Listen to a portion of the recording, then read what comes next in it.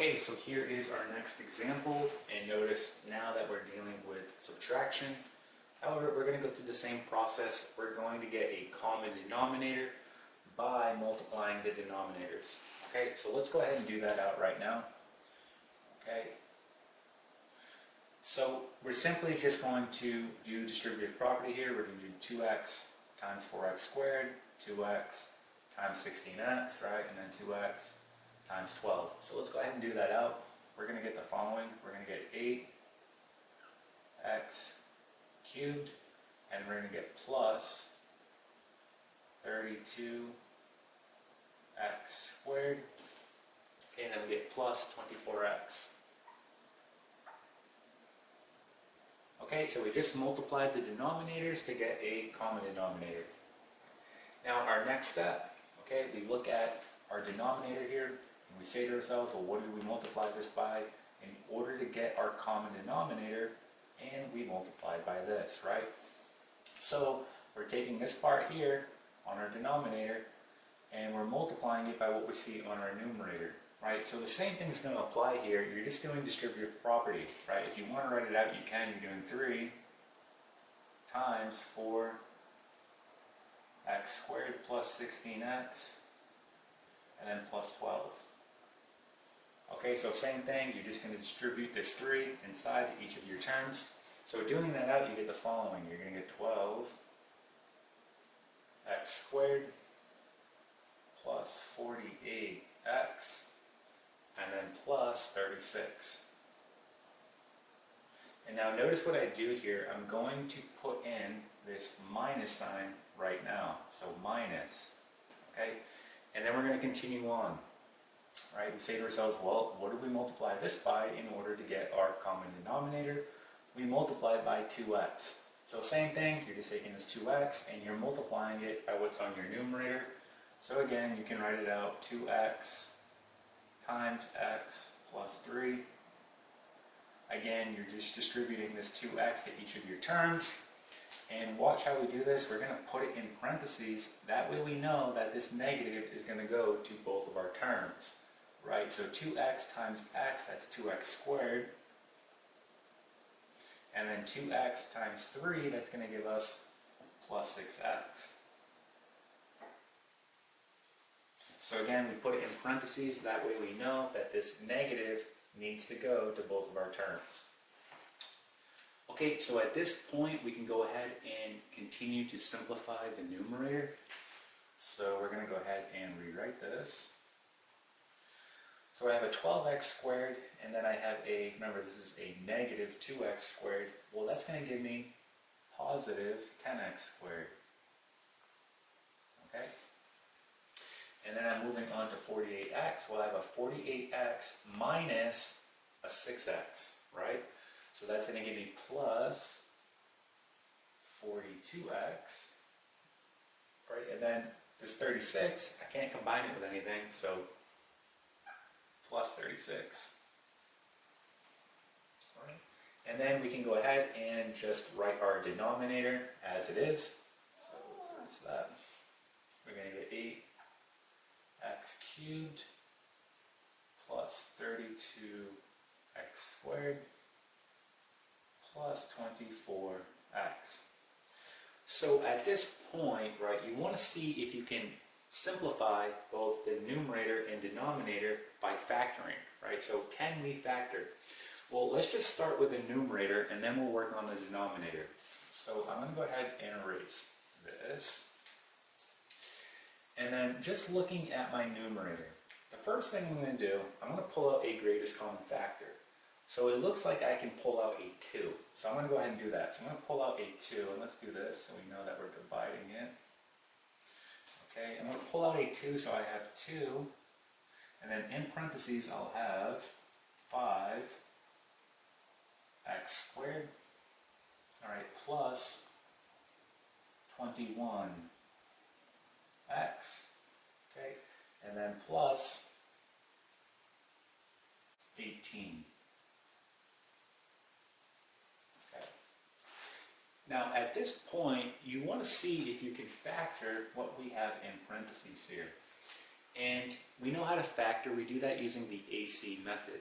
Okay, so we factor using the AC method. That's the way we teach. So let's try to use the AC method here. So A times C. Remember, this is referring to a quadratic in standard form, ax squared plus bx plus c. So this is my A, this is my C. So 5 times 18, well, that's going to give you 90. That gives you 90. And then we have to say to ourselves, well, what two numbers, when we multiply, will give us 90, but add up to 21? Okay, so two numbers when I multiply will give me 90, but add up to 21, and that's going to be 15 and 6. Okay?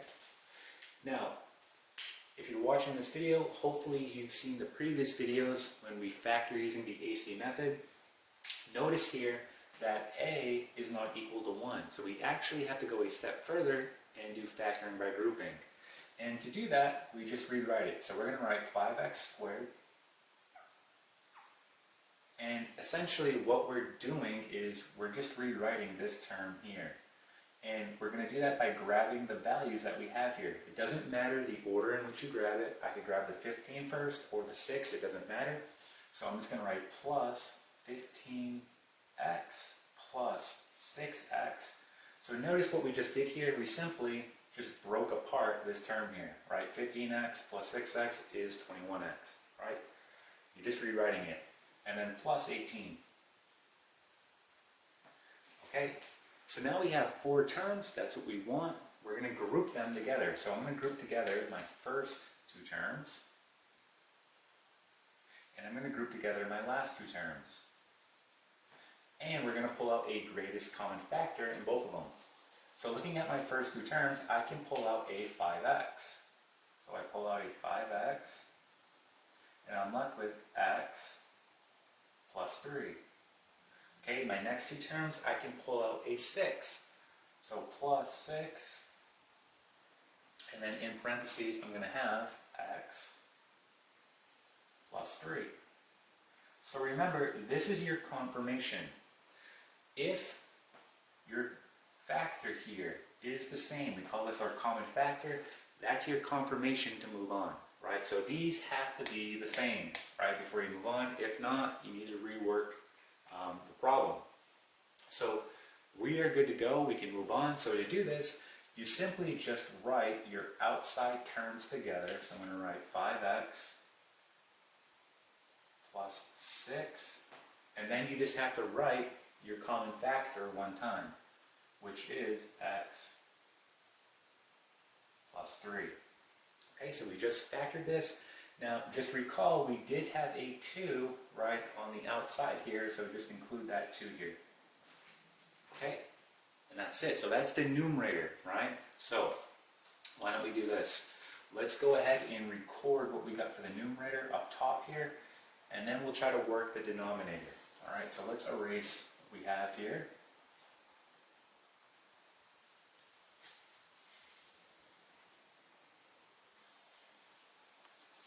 Okay, and I'm just going to go ahead and record the numerator, which was, let's do it in a different color. We have 2, and then in parentheses 5x plus 6, and then x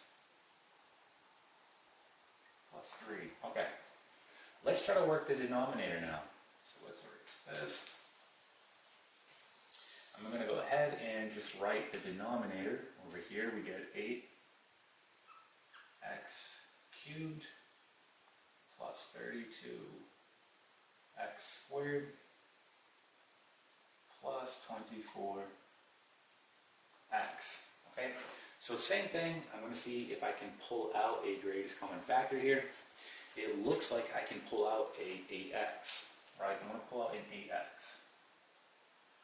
Doing that, you're going to be left with x squared plus 4x. Okay, and then plus 3. Okay, so again, we want to see if we can factor what we have in parentheses. Okay, and this one will be a little bit easier because notice that a is equal to 1. So again, I'm referring to a quadratic in standard form, ax squared plus bx plus c. You should be familiar with that if you're watching this, okay? So again, using the AC method, we're going to do a times c. Again, you're talking about your coefficients. My a is going to be 1. My c is going to be 3. Okay, so 1 times 3 is 3. Okay, now we say to ourselves, what two numbers, when I multiply, will give me 3, but add up to 4. Okay, and that's going to be 3 and 1. Again, we multiply the 2, that gives us 3. We add the 2, it gives us 4. Now this one's much easier because a is equal to 1 here. So we don't have to factor by grouping. We can go ahead and just put this right into its factored form. Doing that, you're going to get, again, it doesn't matter which value you grab. You can grab the 1 first or the 3. It doesn't matter. I'm just going to write x plus 3 and then x plus 1.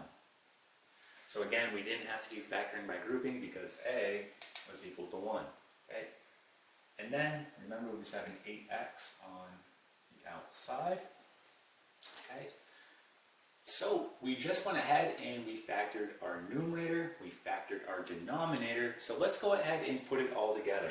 So remember, this is my numerator.